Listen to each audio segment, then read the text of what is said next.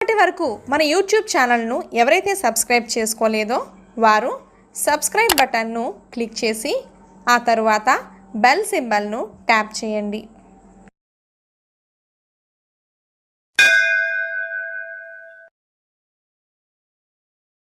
అంగారక చతుర్థి రోజున పూజా పద్ధతులు, ఈ చతుర్థి ప్రాముఖ్యత గురించి ఇప్పుడు మనం తెలుసుకుందాం. మన దేశంలో చాలామంది అంగారక చతుర్థి రోజున వినాయకుడిని విధిగా పూజలు చేసి ఉపవాసం పాటిస్తారు. ఈ పవిత్రమైన రోజున ఉపవాసం ఉండటం వల్ల ఒక సంవత్సరం పాటు చతుర్థి ఫలాలు మనకి లభిస్తాయట. అంటే ఈ ఒక్క రోజు కానీ వ్రతాన్ని మనం చేస్తే ఈ సంవత్సరం అంతా సంకష్ట చతుర్థి చేసిన పుణ్యం మనకు వస్తుంది. అదేవిధంగా కోరిన కోరికలన్నీ నెరవేరుతాయి అని ప్రగాఢ నమ్మకం. ఇది సత్యం కూడా. ఈ అంగారక చతుర్థి రోజున వినాయకుడికి 4 తలలు 4 చేతులు ఉంటాయట. ఇది పురాణాల్లో చెప్పబడింది. ఈ వినాయకుడి రూపాన్ని సంకట్ మోచన్ గణేష్ అని అంటారు.